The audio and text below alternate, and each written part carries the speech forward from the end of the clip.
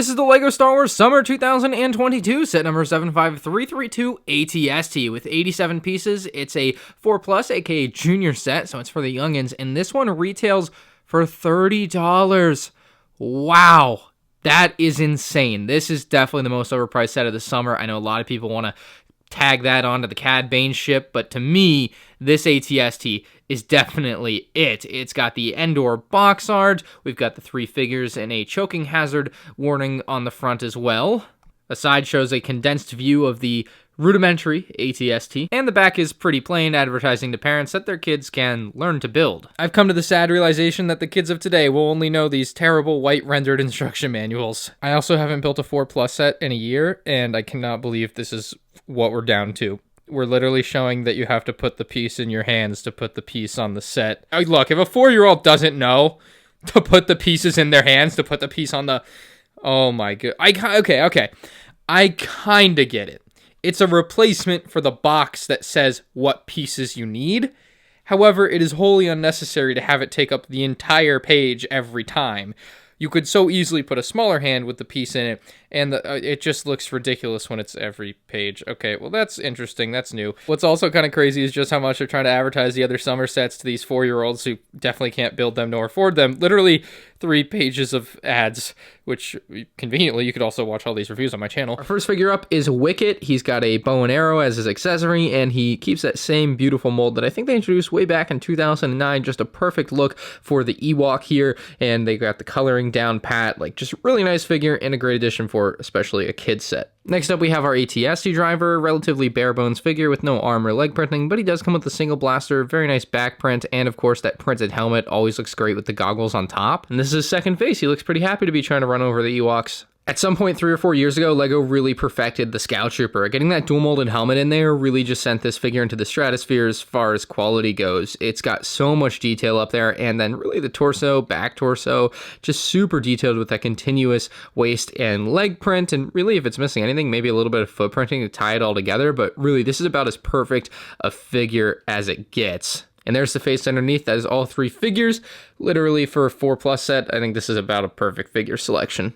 First, we'll take a look at what this set has to offer for our lone Ewok in Wicket here, and the answer is not a lot. It's this lone tree stand that is really ugly looking. I know this set is made for 4-year-olds. I know it's supposed to be really easy to build and really simple. That doesn't make it look good, and so it looks bad. It has a few tree branches and a few leaves on those tree branches. It's just not very pretty. We can actually use a catapult that's on the set. They include 3 separate rock pieces for you, just in case you lose a couple, or if you just need more ammo to take out the AT-ST. So the catapult works really simply. You can just line it up and hit it, and it will throw one of the rocks. So that's really easy to just load back up. You just put the rock inside the catapult, and you're good to go. On the back of the tree, there's a couple of clips where you could perhaps put Wicket's bow and arrow. However, I'm going to keep it on him for him to be able to shoot over at the Imperials, or you could also have him hide inside of the tree because it's hollow and there's plenty of space in there. So it's definitely a dynamic play area for kids, but certainly for anyone close to my age or older, even like 10 years old, this is not going to hit well. Now, on the Imperial side of things, we've got this little speeder, and it is just that, a little speeder. It is incredibly lightweight, very simple, maybe like a dozen pieces,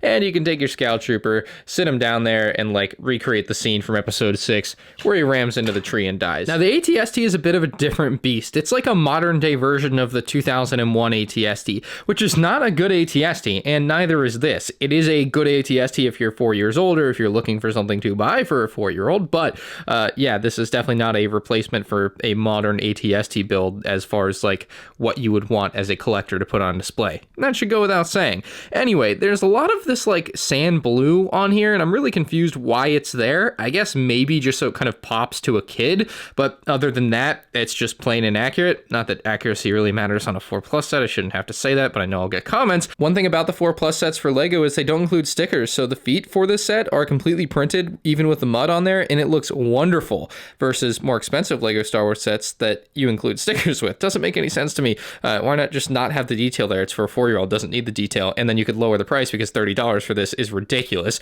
On top, the hatch piece is also printed. That's a pretty common LEGO Star Wars piece, though. Those pieces at the bottom, though, are brand new prints only in this set, so that's kind of neat. Now, the AT-ST can do a bit more than just stand there and look ugly. It can actually spin the head completely 360 degrees. That's kind of nice, I guess, and definitely a play feature that you would would expect on an AT-ST. And then the legs can actually be posed. They can move around. It doesn't stand the best when it's out of pose, and at times will obviously fall over, but because it's a 4+ set, it's not going to break into a million pieces when it does. So that's certainly a positive side of that. But yeah, you have some posability to the legs, and that's kind of nice, I guess. Definitely something kids will be able to enjoy, pretending to have their thing run around. And this is actually like a really solid piece here. Like, it's very nice to move around, feels really solid. And if I push down on this a lot, it's not going to break either. Like, I'm pushing really hard down on it, nothing's happening. So very strong model structurally because of its simplicity in just the large pieces that they're using. Now, the face of the thing obviously is ugly. It's got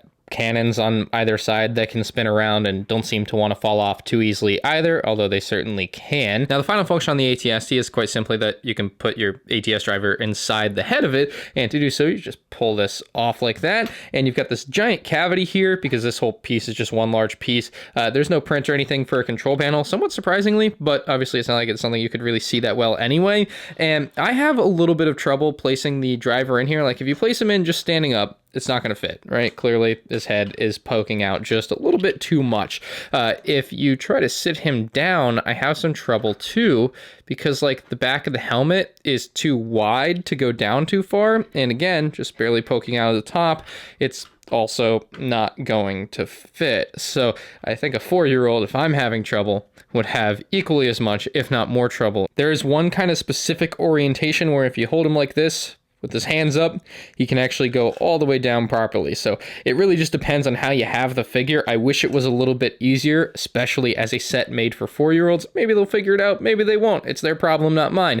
But then you can place it down and you can kind of see the AT-ST driver squirming around in there. So not too bad, but not the greatest function there ever because of the slight difficulty of use. So how does this set get away with being $30? Well, it's targeted towards 4-year-olds. 4-year-olds don't have $30, which means grandparents and parents with money buy it. And they typically don't have the critical lens that most LEGO collectors probably watching this video do of price. So the reality is, while all of us here on the internet scoff at $30 for this because it should be $20, you know, most of the grandparents will be like, oh, that's a really cool set from that movie I watched, and buy it for their kids and show them the movie too. And that's just kind of how I think a set like this tends to work. So for me, personally, as a 25-year-old, this set's like a 2 out of 10. It sucks. For its target audience of 4, 5, and maybe 6-year-olds, probably like an 8.5, 8.75 out of 10 type of set.